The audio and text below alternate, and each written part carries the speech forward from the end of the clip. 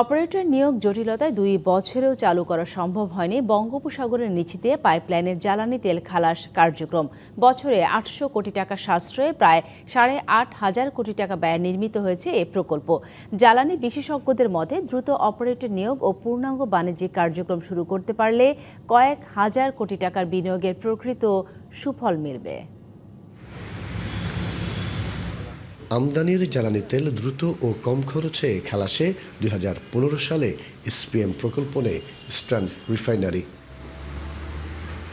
লক্ষ্য ছিল সাগরের তলদেশ দিয়ে পাইপলাইনে জ্বালানি তেল সরাসরি শোধনাগারে সরবরাহ করা। ২০২৩ সালে প্রকল্পের কাজ শেষ হলেও নানা জটিলতায় কমিশনিং হয় ২০২৪ সালের মার্চে।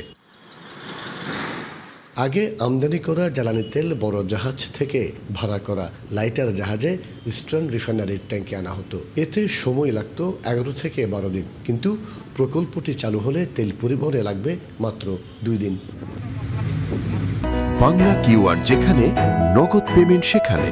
সারা দেশে ১০ লাখেরও বেশি মার্চেন্টে নগদে পেমেন্ট করুন খুব সহজে। এতে বছরে সাশ্রয় হবে ৮০০ কোটি টাকা, কিন্তু অপারেটর নিয়োগ দিতে না পারার কারণে এ সুফল অধরাই রয়ে গেছে। অপারেটর নিয়োগ করে ফেললে তো ধরেন ওইটা চালু হয়ে যেত, আর নিয়োগ না করার ফলে যারা বেনিফিশিয়ারি, এই যে শাটলিং করতেছে, যে আপনার ক্রুড অয়েল, সেই বেনিফিশিয়ারি গ্রুপটা তারা বেনিফিটেড হতে পারতো না।